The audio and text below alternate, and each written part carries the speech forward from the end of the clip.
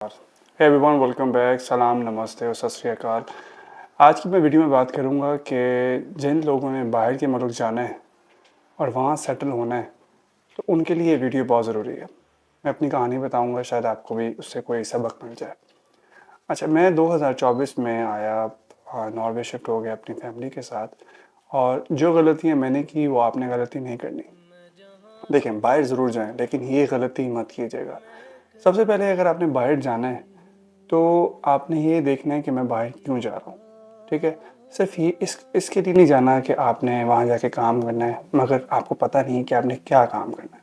बस यार मैंने बाहर जाना है, मैंने बाहर जाना है, ठीक है ना। तो वो गलती आपने नहीं करनी। दूसरा, आपने क्या करना है कि आपने जिस मुल्क में जा रहे हैं ना, सबसे पहले उसका वर्क करना है, होमवर्क करना है कि वहाँ की लैंग्वेज क्या बोली जाती है। ठीक है, वहाँ पर अगर लैंग्वेज इंग्लिश नहीं बोली जाती तो आपने उस पे काम ज़रूर करके जाना है, बेसिक ज़रूर सीख के जानी है।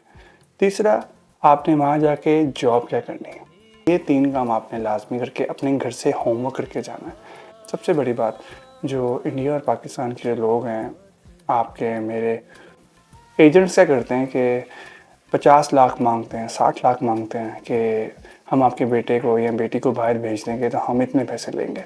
मेरी बात सुने, अगर किसी के पास 50 लाख या 60 लाख रुपए हैं तो वो बेवकूफ़ ही होगा जो पैसे दे के बाहर जाएगा। ठीक है ना, ये काम आप लोगों ने नहीं करना। अगर आपके पास 50-60 लाख रुपए है तो आप तो अपने घर में वो काम स्टार्ट कर सकते हैं। ठीक है, तो ये सोच समझ के आपने काम करना है। और अगर आप स्टडी करने जा रहे हैं बाहर के मुल्क तो इतने पैसे लग रहे हैं तो that's not a then is not a problem.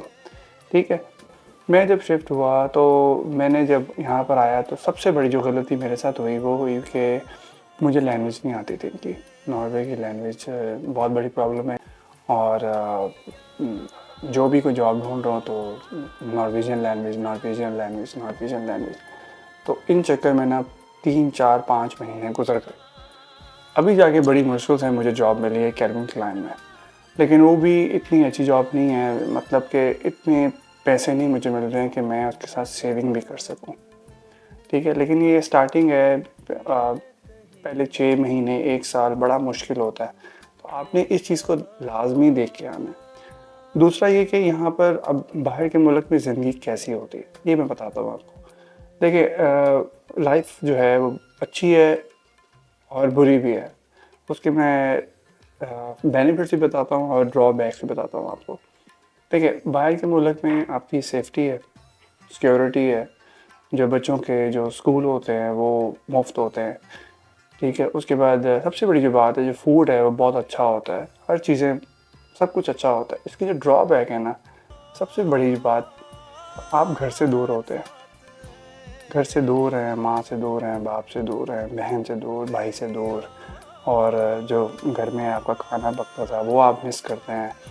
उसके बाद जो दोस्त यार वो आप लोग बहुत मिस करते हैं। लेकिन आपने एक जगह ज़िंदगी गुजारी 20 साल, 25 साल, 30 साल, वो आपके दोस्त है, आप उनको मिस करते हैं। आपकी जो गैदरिंग है वो यहाँ पर नहीं बन पाती है।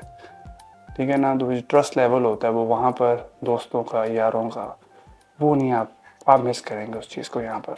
तो ये चीज़ें जो है ना, ये आप लोग मिस करेंगे। और सबसे बड़ी बात जो मैंने यहाँ देखी कि मैंने पहले भी बाहर का मुल्क 5 साल रहा हूँ, लेकिन अब जो रिसेंटली मैं शिफ्ट हुआ हूँ, देखिए, मैं तो शादीशुदा हूँ, मैं तो अपनी बात करूँगा, मेरी तो अपनी फैमिली है। लेकिन जो लड़के लड़कियाँ, खासकर लड़के, उन पे ज़्यादा जिम्मेदारियाँ होती हैं। जब वो बाहर के मुल्क जाते हैं तो जो पीछे वाले होते हैं ना, घर वाले, वो कहते हैं कि भाई अब पैसे भेजना स्टार्ट कर दो। मतलब कि क्या दरख्त पे लगे होते हैं पैसे? ऐसा नहीं होता। तो पीछे घर वालों को भी समझना चाहिए कि ऐसा नहीं होता कि कोई बाहर के मुल्क चला गया है तो अब पैसे आना स्टार्ट हो जाएंगे। भेजो, लाख भेजो, 2 लाख भेजो, बड़ी मुश्किल होती है ज़िंदगी। ठीक है ना, तो जो मैरिड जो शिफ्ट होते हैं उनकी अलग एक ज़िंदगी मुश्किल है। जो जो बैचलर्स शिफ्ट होते हैं उनकी अलग एक ज़िंदगी मुश्किल होती है। अब अगर आपके अंदर ये चीज़ है कि अगर आप अपने घर में रह रहे हैं, आपका सेपरेट रूम था वहाँ पर और आपका बाथ सेपरेट था, सब कुछ, लेकिन जब आप किसी दूसरी कंट्री में शिफ्ट होते हैं ना, तो आप ये मत सोचिएगा कि आपको एक सेपरेट घर मिलेगा, सेपरेट वॉशरूम मिलेगा। जो आप शिफ्ट होते हैं ना जब आप, तो आपको शेयरिंग में रहना पड़ता है। और माइट भी अगर आपके पास इतना बजट नहीं भी है तो फिर भी आप शेयरिंग रूम में भी रह सकते हैं, ऐसा भी वक्त आ सकता है। ठीक है, तो बाथरूम तो अलहदा हो, दूर की बात, वो तो आप 1 साल 2 साल बाद आप अपनी पोजीशन देखेंगे कि भाई मैं क्या आप कमाता हूँ तो अब मैं इतना अफोर्ड कर सकता हूँ कि नहीं। लेकिन यहाँ पर जो लोग रहते हैं बैचलर्स, वो शेयरिंग रूम में रहते हैं या शेयरिंग घर में रहते हैं, एक घर में 5-6 कमरे होते हैं। मैं अपनी बात तो नहीं कर रहा क्योंकि मैं तो रह ही नहीं सकता था ऐसे, तो मैंने तो अपना घर लिया था और सेविंग जितनी भी थी 5-6 महीने वो गुजारा किया। बहुत महंगाई होती है यहाँ पर। सबसे बड़ी जो बात मैं कहूँगा ना, महंगाई बहुत ज़्यादा है यहाँ पर। आप हर वक्त कंपेयर करते रहते हैं अपने करेंसी के साथ। तो ये चीज़ें जो है ना, जिसने भी बाहर के मुल्क शिफ्ट होना है, वो चीज़ें ये जो है ना वो होमवर्क करके घर से निकले। स्पेशली वो जो लैंग्वेज है ना, उस पे आपने लाजमी देखना है कि स्पेशली जो शेंजन कंट्रीज़ होती हैं ना, ये अपनी लैंग्वेज पे समझें कि इनका मज़हब होता है। इनका मज़हब है कि हमारी लैंग्वेज आपको लाजमी आनी चाहिए, नहीं तो फिर आपको जॉब नहीं मिलेगी। ये आपने चीज़ लाजमी इस पे फोकस करना है। अमेरिका चले जाएँ कोई प्रॉब्लम नहीं है, इंग्लिश है, लंदन इंग्लिश, कनाडा में भी प्रॉब्लम है, फ्रांस फ्रेंच बोलते हैं वहाँ पर ज़्यादा, लेकिन इंग्लिश चल जाती है। लेकिन ये जो शेंजन कंट्रीज़ है ना, नॉर्वे हो गया, फिनलैंड हो गया, डेनमार्क हो गया, इटली हो गया, फ्रांस हो गया, ये स्पेसिफिकली आपको बोलते हैं कि लैंग्वेज लैंग्वेज लैंग्वेज।